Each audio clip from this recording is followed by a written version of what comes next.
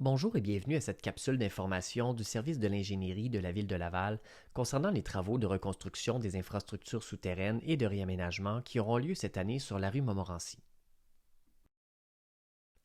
Nous allons débuter par une mise en contexte sur les orientations de la Ville de Laval en matière de mobilité, avant d'expliquer les travaux prévus sur votre rue ainsi que leurs impacts.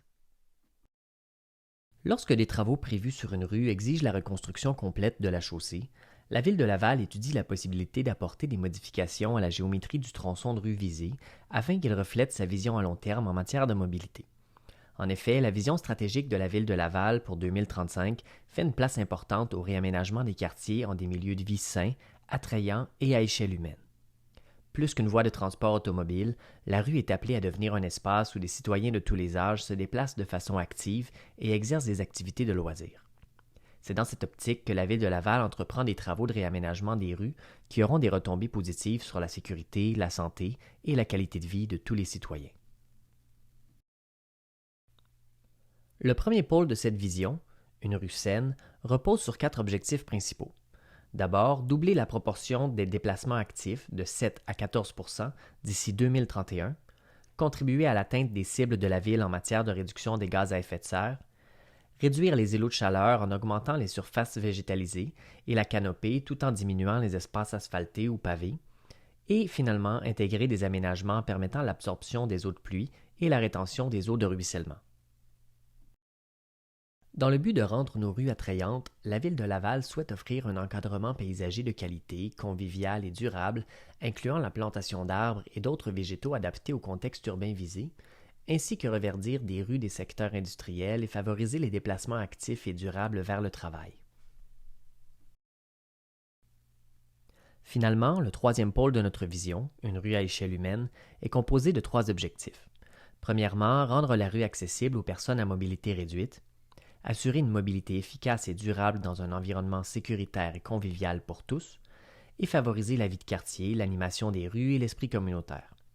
Pour ce faire, la Ville souhaite ajouter 525 km d'aménagements piétonniers d'ici 2040 sur tout le territoire, ainsi que bonifier les aménagements existants.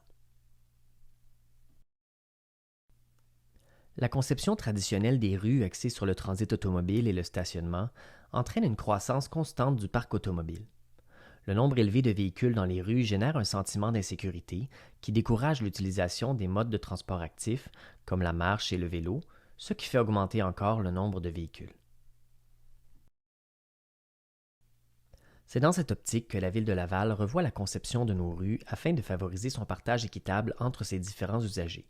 En effet, l'ajout d'aménagements consacrés aux piétons et aux cyclistes entraîne une augmentation du nombre de trajets effectués en transport actif, ce qui se traduit par une diminution du nombre de véhicules dans les rues. La réduction de l'espace consacré à l'automobile entraîne aussi un apaisement de la circulation, ce qui augmente le sentiment de sécurité dans les rues et encourage à son tour l'utilisation des modes de transport actifs. Ces bonnes pratiques en matière d'aménagement urbain ont fait leurs preuves partout à travers le monde. Voyons maintenant les travaux qui auront lieu cette année sur votre rue. Nous verrons ensuite plus en détail de quelle manière la rue sera réaménagée. Les infrastructures municipales sur votre rue ont atteint la fin de leur vie utile. Il est donc nécessaire de remplacer les conduites d'égouts et d'aqueducs, incluant les entrées et les boîtes de service jusqu'à la limite de l'emprise municipale. Des excavations en retrait du trottoir ou de la bordure seront donc nécessaires. La chaussée et, s'il y a lieu, les trottoirs ou la bordure seront ensuite reconstruits. La durée de vie des nouvelles infrastructures est d'environ 25 ans pour la chaussée et jusqu'à 100 ans pour les conduites d'égouts et d'aqueducs. La circulation locale est maintenue dans le périmètre du chantier, à l'exception de la zone d'excavation. L'accès des véhicules aux entrées charretières pourrait être impossible durant certaines périodes pouvant s'échelonner sur plusieurs jours. Durant ces périodes, vous pourriez être dans l'obligation de stationner votre véhicule à l'extérieur de la zone d'excavation. L'accès piétonnier aux résidences sera maintenu en tout temps. Vous serez averti à l'avance si l'accès à votre entrée charretière devait être bloqué. Le stationnement sur rue est interdit durant les travaux afin de donner l'espace nécessaire à la réalisation des travaux et d'éviter que les véhicules puissent être endommagés.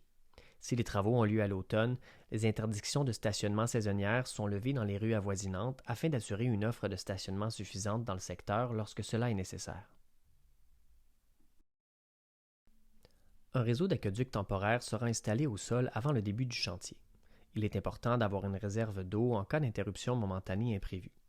Un avis vous sera transmis lors de l'installation du réseau temporaire ou en cas d'interruption de l'alimentation en eau. Sauf avis contraire, l'eau demeure potable.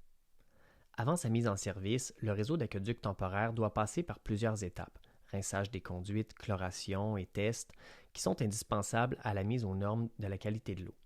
Ce processus peut s'échelonner sur une période de 7 jours, durant laquelle le chantier semblera interrompu. Finalement, il est normal que des boyaux reliés au réseau d'aqueduc temporaire laissent s'écouler de l'eau dans la rue. Ces purges assurent le mouvement de l'eau dans les conduites et empêchent la prolifération des bactéries. Nous vous remercions de laisser les purges ouvertes car leur fermeture pourrait détériorer la qualité de l'eau et mener à des interruptions dans l'alimentation en eau potable. Vous pouvez voir sur ces images à quoi ressemblent les conduites d'aqueduc temporaire et comment l'accès aux entrées charretières est maintenu à l'aide de gravier. Les excavations dans la rue peuvent atteindre 4 mètres de profondeur selon l'emplacement des conduites principales à remplacer. Les travaux de reconstruction des infrastructures souterraines incluent le remplacement des entrées et boîtes de service jusqu'à la limite de l'emprise municipale. L'entrée de service est la conduite d'alimentation en eau potable qui relie la conduite principale à la boîte de service sur chaque lot. La boîte de service est la vanne d'entrée d'eau qui se retrouve sous le capuchon en métal à la limite de l'emprise.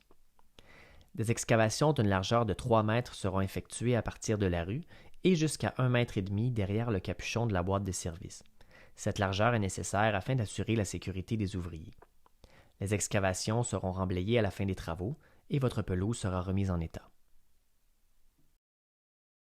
Vous pouvez voir sur ces images un exemple des excavations à venir sur votre rue, soit pour le remplacement de l'entrée de la boîte de service à gauche et pour le remplacement des conduites principales à droite.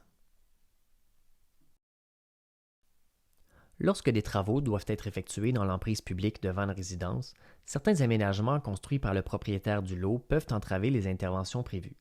Il peut s'agir entre autres de pavés unis, d'une haie, d'une clôture, d'un muret, d'un dispositif d'éclairage, d'une plate-bande ou encore d'une rocaille. Les propriétaires ayant des aménagements en conflit dans l'emprise recevront un avis personnalisé avant le début des travaux, les informant des impacts prévus. Les aménagements touchés seront reconstruits à la fin des travaux avec les matériaux originaux récupérés ou des matériaux neufs se rapprochant le plus de ceux d'origine selon leur disponibilité chez nos fournisseurs.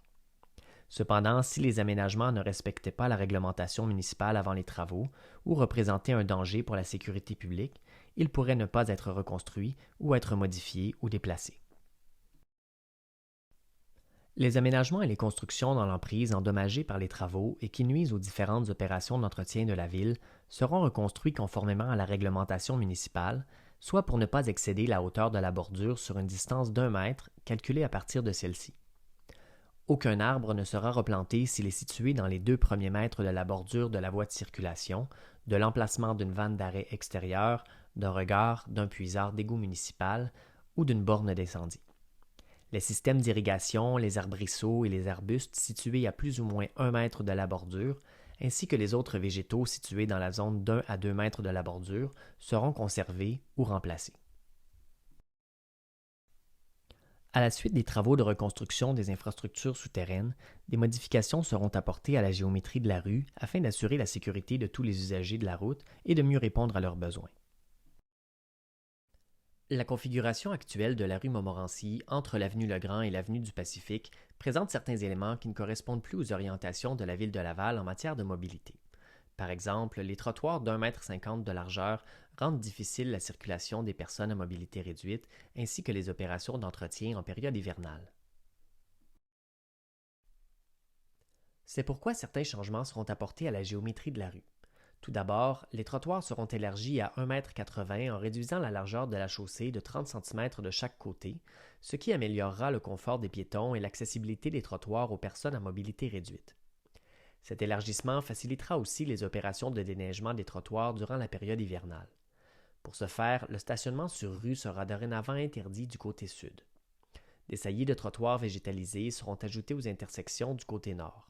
Elles permettront d'augmenter la sécurité des piétons en améliorant leur visibilité et en réduisant la distance pour traverser la rue.